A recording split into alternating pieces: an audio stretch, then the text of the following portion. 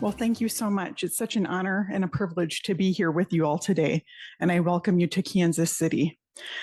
We gather here today on the ancestral homelands of the Ka and the Kansa, the Kickapoo, my people, the Oceti Sakowin, that's the Great Sioux Nation, the Osage, Oto, Missouri, the Shawnee, and the Wyandot peoples. As you are a guest here in Kansas City, we hope that you have a wonderful visit, and we encourage you to think of ways that you can contribute to the local community while you're here, whether that's recycling the items that you have in your possession or doing different little ways to conserve water and our natural resources. There's always many ways that we can contribute to upholding the homelands that are our shared responsibility to protect for future generations. Jesse, thank you for that introduction. During my time serving as ALA president, I was able to tour across the country and visit with many different libraries and all of the library staff and workers that work in and support libraries. It was important for me to bring my Indigenous identity with me, no matter where I go. As the first Spectrum Scholar elected to the ALA presidency, it's the highest honor for me to make sure that I always represent who I am, my culture, and our ancestors, no matter where I go. So in a lot of my initiatives, I wanted to make sure that I was always providing education, information, and hopefully inspiring those who work in libraries, especially those in tribal communities or those that serve tribal members. So during this time, of course, we know that censorship has been a very real threat in America. And we've seen a lot of activity around book bans. And what does that look like in our daily work? As we continue to support library professionals, it's always important that we remember that the voices and the stories behind everything that is being challenged right now is very real, and it's very personal to some people. So as we continue to provide access to information online, it's important that we are building support networks for individuals to be able to access information and hopefully share that freely. It was always my goal to help everyone remember that there should never be silenced voices in America. And that's very personal to me because there was a time in this country when our people were told we are not allowed to speak our language. We cannot write it in school. We cannot sing. And we were removed from our homes and placed in residential boarding school. I think it's interesting that they call it residential because these were 5-year-old children who were forcefully removed from their families. And that wasn't really a residence. There are often graveyards at these schools. If you just go 25 miles down the road to Lawrence, Kansas, that's where you'll find Haskell Indian Nations University. And there is the cemetery in the back. So as we look at 2025 and hearing that voices are again being silenced, and that there is this attempt to tell people that you need to be less in society, you're not welcome here, you don't belong.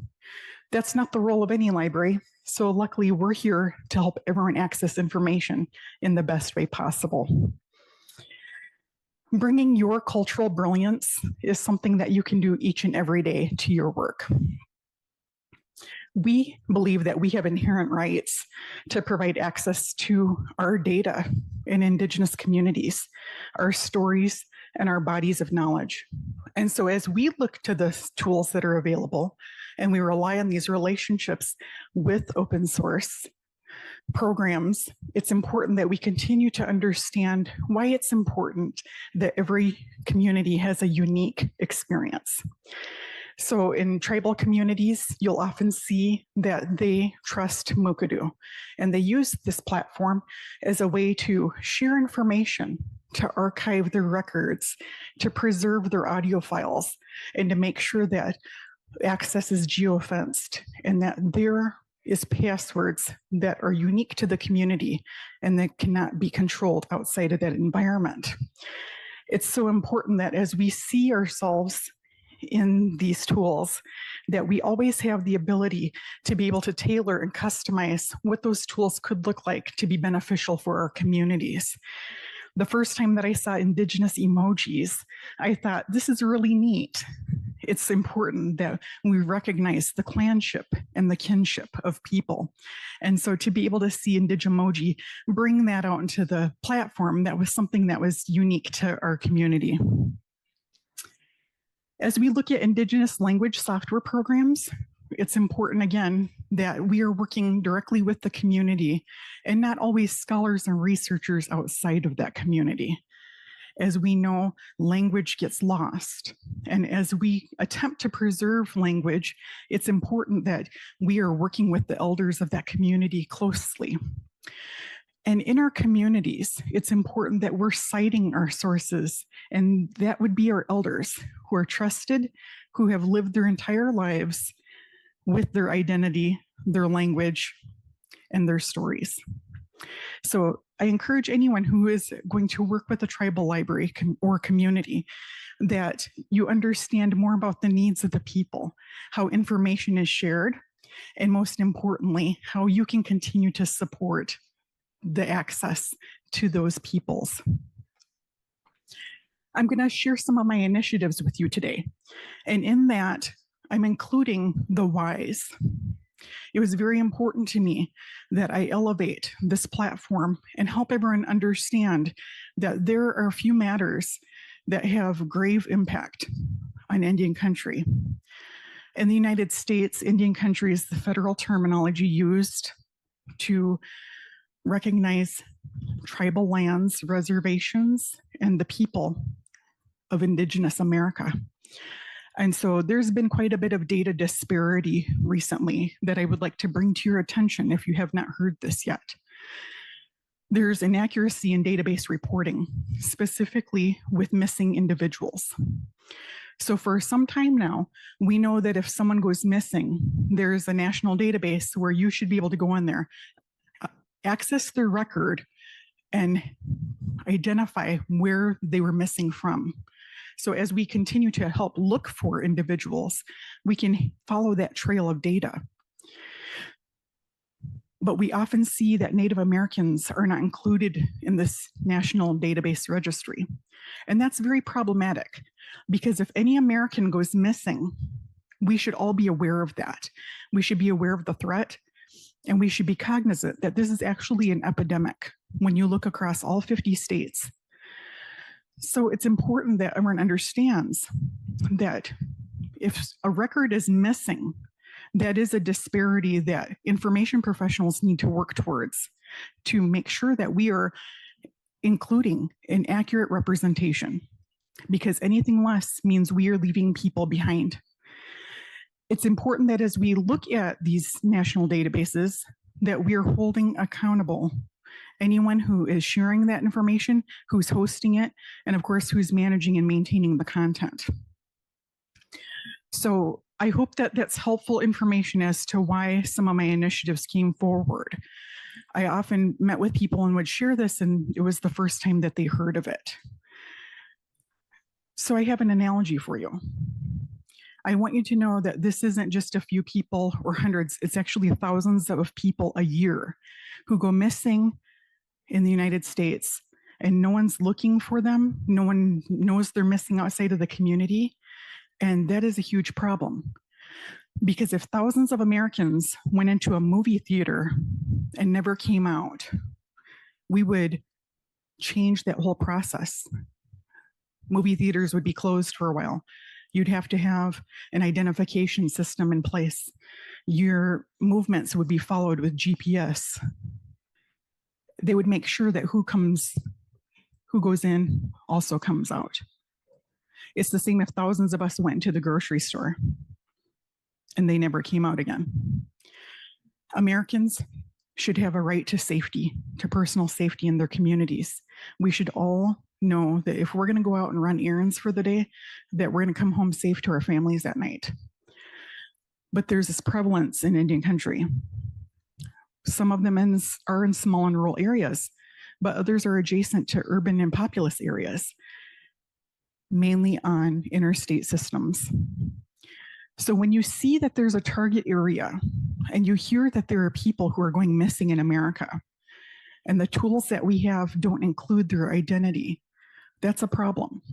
And I believe that information professionals can step up to help everyone understand that these tools should be accurate and representative of every single person. So I know that when we talk about health misinformation, there are often many different opinions on, well, you use this database, but maybe not that one. Or you want to point fingers at who should be curating that data. And maybe there's some people who say, well, it's up to the tribe. They're a sovereign nation. They should be the ones that are sending this information in. And that's true. Tribes are sovereign nations. But when you hear in the news that only certain types of Americans are being reported, why is that? We need to ask ourselves why some people are considered more valuable than others.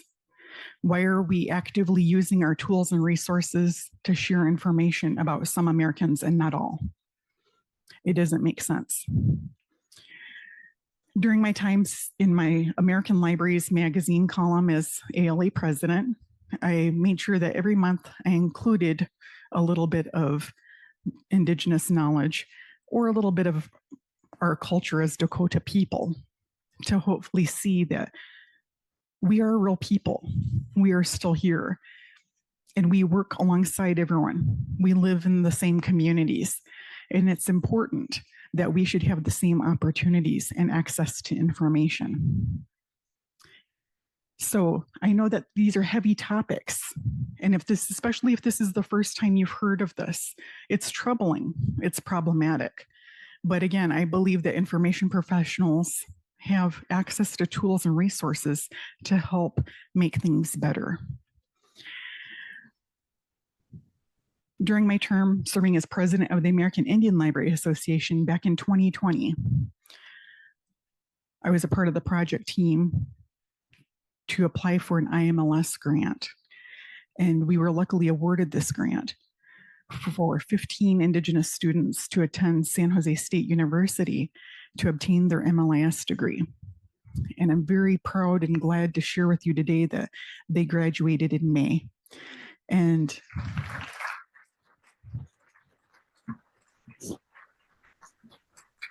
thank you. We're the 1%ers of the field. When I started in libraries, I was told, oh, you're a 1%er. I said, what's that? And they said, well, Indigenous librarianship makes up 1%. And I said, well, that's fascinating. Let's see if we can get up to 2. So with this, I believe we're at like 1.9. So we, in 5 years, that's pretty good. So looking at decreasing the digital divide, that's something that's imperative for all of us, but especially in small and rural areas. And a lot of reservations are in small and rural areas. It was very important to me that everyone understood the relationships with tribal libraries and state library associations, agencies, and consortiums.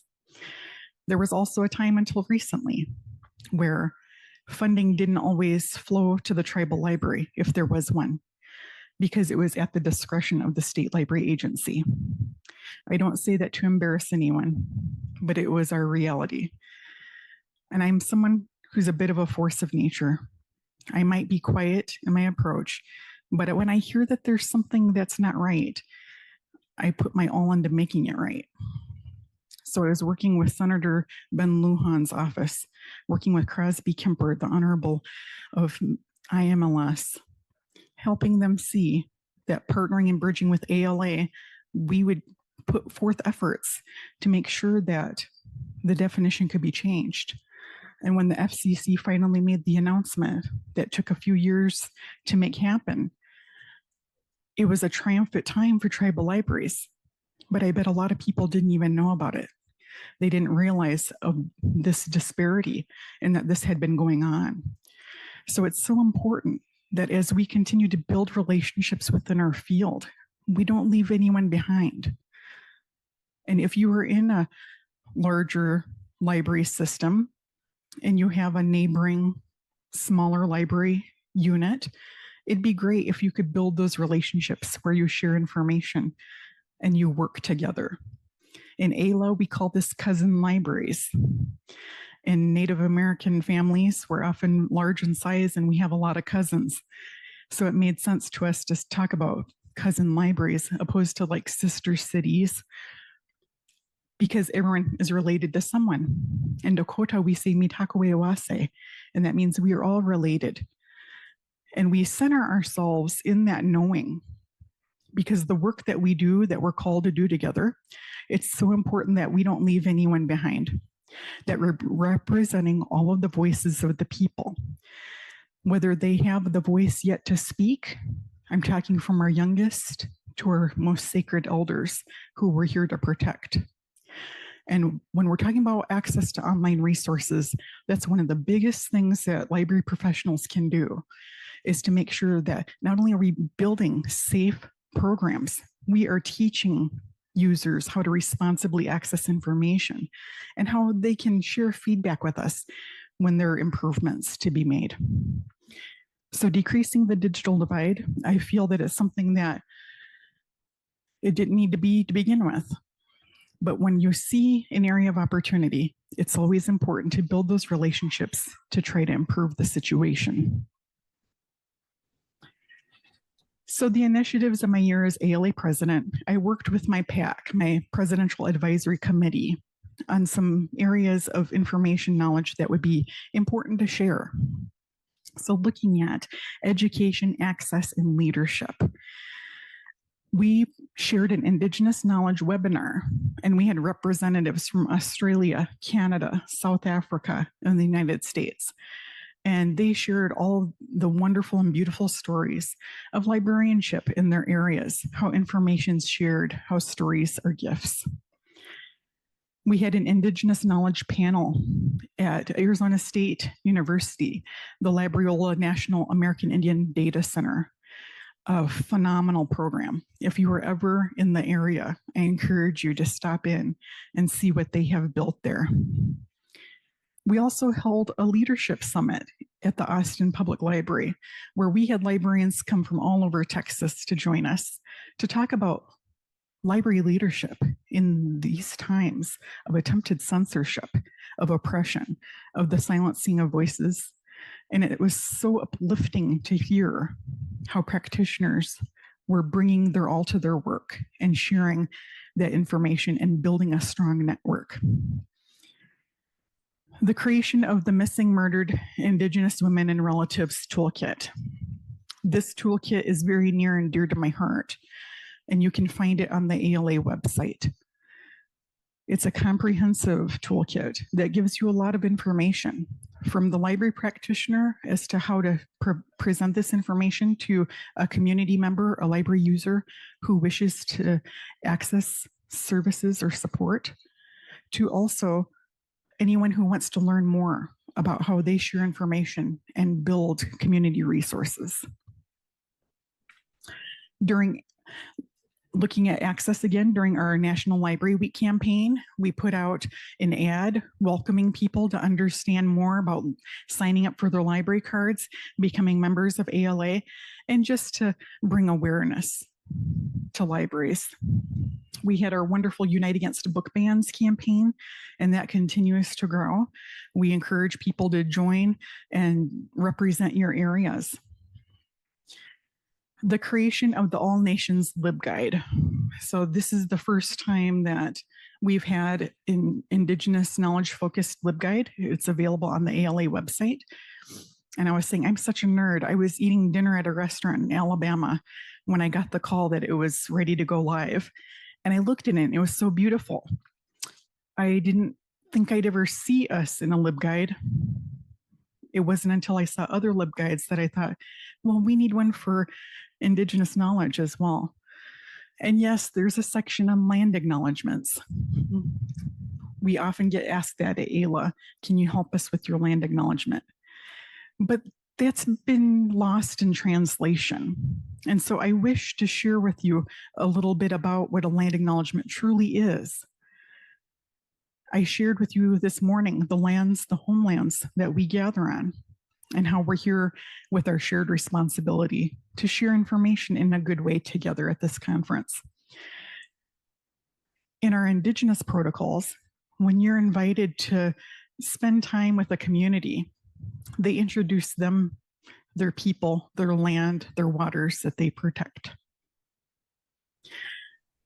If you were being invited to my community, I would say Han Mitakiapi, and that's greetings relatives. Again, we're all related. Damakota, Isan Tewete, Bede Wakpa, Niobrara, Nebraska. I'm of the Santee Sioux Nation. Our village protects the Niobrara River. And I say, Wawihake, Robert and Janice. I'm the youngest daughter of Robert and Janice. I would go and say, Waina, Charlotte, Olivia, Nina. I'm the mother to my 3 girls.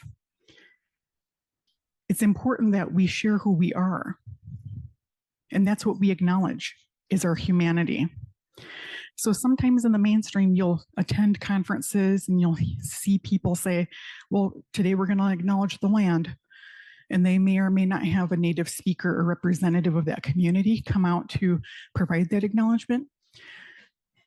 But if that's all you're saying, that doesn't really close that loop. So I hope that this is helpful information, because what we're acknowledging is that as a people, not only do we belong to each other, it's our shared responsibility as relatives to take care of each other, the land, and the water. And so that's always what we do when we gather in a good way. When we gather in a good way at these conferences and we share information, it's a time to glean information about what's trending, what's new, take away, hopefully, as much as you give back, and to build your network. And that's the same in Indigenous communities. Only Indigenous people don't show up and say, well, we stole your land. Good luck with that. So I hope that's helpful and a little lighthearted, because we understand that there are good intentions behind. But if you're going to use a respect protocol, maybe you should do it in the right way. And that means that you're centering humanity. So looking at updating the Trails Manual, there is a technical manual that's available for your tribal libraries, and it is a joint partnership between ALA, ALA, the American Indian Library Association, and ATALM, the Association of Tribal Archives, Libraries, and Museums. So we're always updating that. And of course, you all know what the focus is of this newest update. It's going to be AI in Indian country.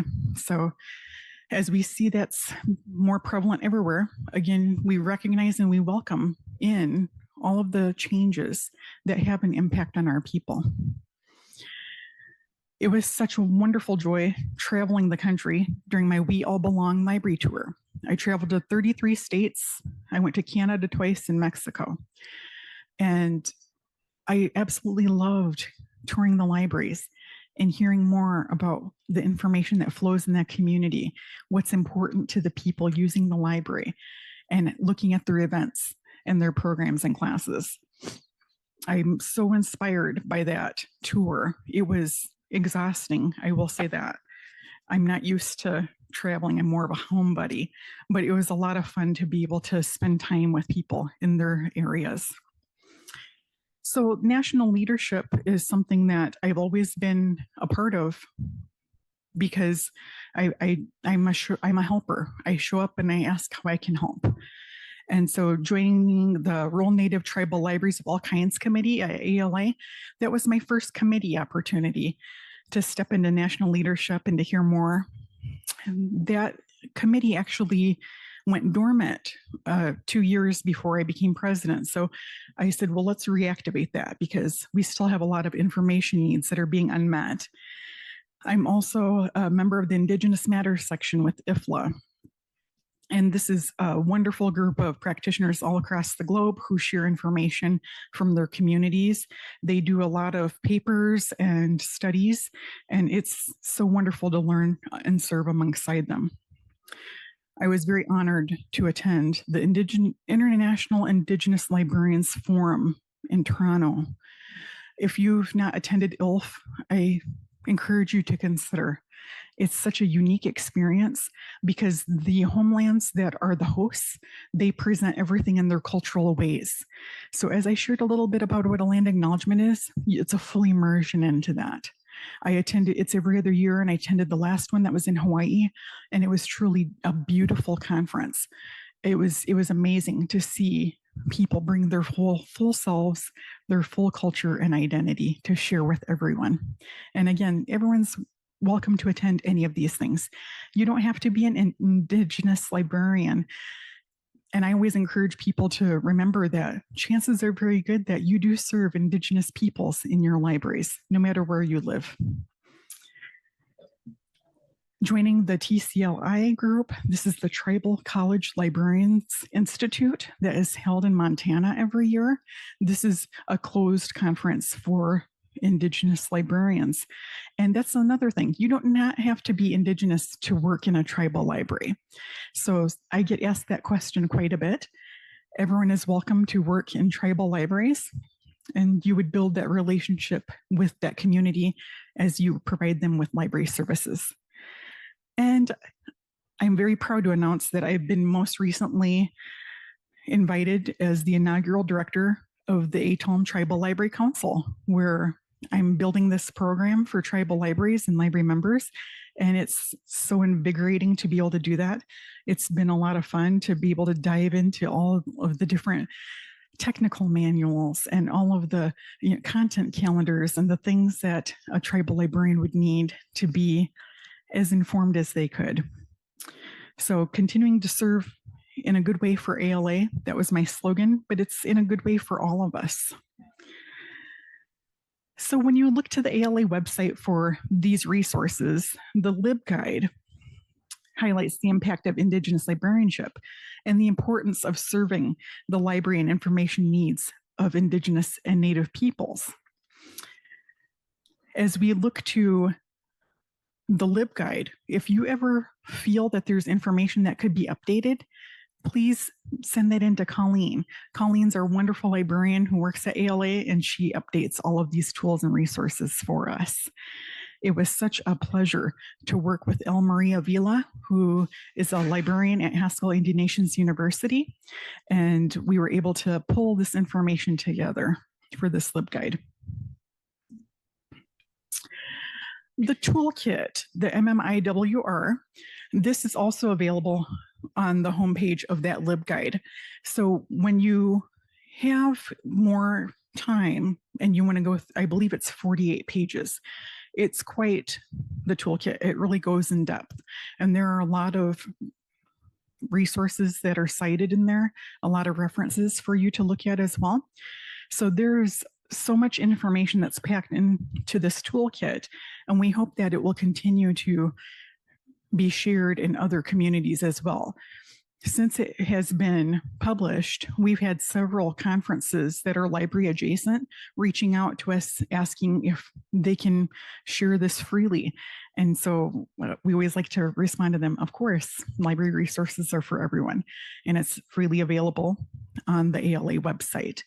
There is actually a conference in Las Vegas coming up in a couple of weeks, and this is going to be a major toolkit that they are sharing with all of their attendees. So when you look at an informational toolkit, and we all know that librarians love our toolkits, this is hopefully one that will help you see that information needs can always be met, and that as information professionals, we can always gather and information and bring it together so that people who need access to this information will be able to in a timely manner. This will also be helpful for students and researchers who want to hear more about why this is an epidemic in this country and why it continues. There are many offices across the country that focus on this, and the first one was through Senator Mary Kunesh in Minnesota. So of course, we know what a toolkit is, and this is all available within that guide. And the table of contents really goes through the sections, helping you see exactly how this was curated, so that if you want to go to a specific area or you want to hear more, you can go ahead and select that, or you can read it from front to end. There's a lot of content in here. From a toolkit perspective, it really is a minor masterclass. And this was created by the amazing library team, not only my PAC, but also Amanda Rodriguez, who used to go by Amanda Barnard, and she was the president of YALSA. I worked with Amanda here in Kansas City, and she put her whole heart into this. She should be so proud of the work that she did, because this is such a wonderful curation. And working with the library team at Haskell Indian Nations University, there is a little bit in that guidebook as to why we started with Haskell. And feel free to reach out if you have any questions about this toolkit, or if you have any information that we can add. We're always looking to update our tools. So this is little Cindy. I was 4 years old here, back row, second from the right. And I was very curious-minded, even back in preschool. And when I was in preschool, we spoke Dakota until lunch. So every day we learned our letters, we spoke, we sang our songs. And then after lunch, we had our nap. And in the afternoon, everything was in English. And so that's why I think that information is so important, and it should be shared in all languages. Because within families, within communities, we all have different information needs. And it's so important that we capture those traditional ways of people and families, no matter what your heritage is. And that's the power of libraries, to bring us all together in a good way. We had a really colorful library, I remember, in this preschool. And it was such a wonderful experience. It stayed with me my whole life. And many of these kids are still my friends, and I still know them even though I moved away. And I always love sharing this little picture, because back then I was always asking questions. And my dad would say, she didn't start talking until she was 3, and she hasn't stopped talking since. And I say, well, Dad, I'm curious. And so that was the beginnings of maybe little Cindy as a future librarian. So it's so important that as we're looking at all this information and we're serving library communities and library practitioners, that we're building those relationships, not only within that system, but the adjacent systems and the communities. So as we look to relationship building across Indian country, I encourage you to reach out and ask questions. I'm always happy to help people make connections if I know someone in the area. But everything is paramount around responding and respecting tribal sovereignty. I am an enrolled citizen of the Santee Sioux Nation. I hold dual citizenship as an American citizen. And in our cultural ways, we're happy to partner and to build relationships with community members of the larger community. But it's important that you do so in a way that helps everyone see the value that you could bring through that partnership, and that you're not there to take away from the community. Unfortunately, there has been quite a history in this country with our information, our knowledge being removed from our communities. And you don't build a lot of trust on that platform. You also don't build a lot of trust being told, you need to carry a card showing you're Native American. And on there will be a blood classification number that's the same used in equine and canine classification systems. We're the only human beings who are treated like that in the United States. So when you're told that you have to carry a card to prove who you are, when you're told your people are supposed to stay on this reservation, you're not supposed to leave from here, that's where you belong. Sometimes it takes a little more work to build relationships with those peoples. By all means, don't let that deter you. If you have research that you would like to do in conjunction with the community, on behalf of the community, you have to do it with that community. And there has been a lot of practice with researchers and scholars who write about a community without their knowledge or without their permission. And in the information field, that's highly problematic. But it's important that we right the wrongs all along the way. So when we're looking at open access, I know that this is a tricky matter, and I know who I'm standing before. But we do have to have those respectful relationships built with the community before we show up and tell anyone. Your data should be accessible to everyone.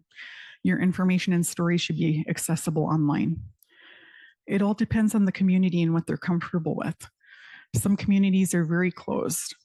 Some communities do not want access to the internet, and they would never dream of giving the gifts of their people to just anyone on the internet. So while we're looking at observing an ethical code, it's important that we understand what that looks like for the community. In the United States, there are 567 federally recognized tribes. There are also state recognized tribes, and there are also tribes that have lost their recognition. And every one of those communities, they are unique. They have their own ways of knowing and being, and they're traditional peoples who have a right to respect. So as we look to recognizing that data sovereignty, it's important that tribes own their own information. It's important that tribes are able to curate and access their data, and that they determine when that data is shared outside the community and if it is. When we're looking at researching anything that happens in tribal communities, it's important that we are always using respectful terminology and metadata. Sometimes you'll hear different terms used in an Indigenous community, and it's always important to just ask them, how do you prefer to be recognized in print and verbally? I shared with you at the beginning, I'm Dakota of the Santee Sioux Nation. Sometimes people call us Native American. Sometimes they call us American Indian. If you were to ask me, I'm Dakota. When you're setting up your tools and your databases, it's important that you're able to have all of that terminology that's respectful, that doesn't bring harm to a community, and especially when we're doing research. It's very heavy to research records about your people and see how they were called. When I read the records of my grandparents when they were removed from our home, it's because they turned 5 years old, and that meant they were no longer to be Dakota. They were no longer to be in the home. And the record is devastating. The record says these are very poor Indian kids who cannot be properly raised by their very poor family. That can't be the record for humanity. And so while that is historical, it's important that as we have new classification systems, that we don't continue to use harmful terminology. We do not call ourselves Indians.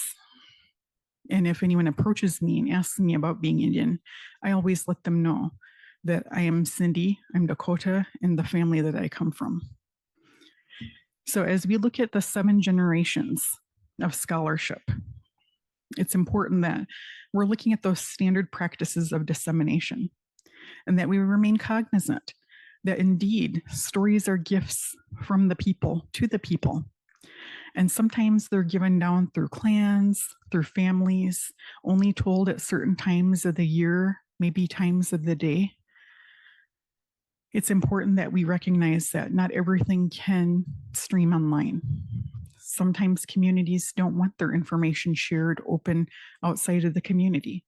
And that's okay. We still need to provide them with tools so that they can curate their data, so that they can preserve their language, that they can access their stories, and that they can share this for future generations to come. So acknowledging Indigenous knowledge is something that each and every one of us can do for our families, our culture, traditions, ways, and our community, because we're all Indigenous to somewhere. The term Indigenous doesn't just mean those of Native American descendancy in the United States of America, as we know. So looking at the expertise that's available, it's important that all of this work that we do is that it's focused on and supporting humanity, because those are the ways of Indigenous peoples. So being respectful of those traditional ways of knowing and being is just asking, how can I support the work? How can we work together? This is what I would like to do. Acknowledging tribal self-determination in federal policy. Again, we are sovereign people of sovereign nations, and we decide how we share information, how we work with communities. And I'm going to plant one seed looking at accreditation of library school programs. We could include tribal library curriculum.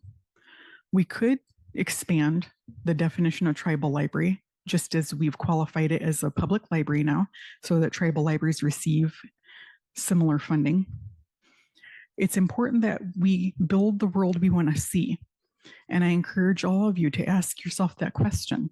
You'll often hear public, academic, special school, tribal libraries, yet so rarely does anyone actually reach out to these tribal libraries and ask how to collaborate, how to partner, and how to work together. So I thank you for inviting me to be here today. I share with you Wopitatonka. That means many thanks. And I'm grateful for this opportunity. I hope you have a wonderful conference, and indeed, welcome to beautiful Kansas City. Piname.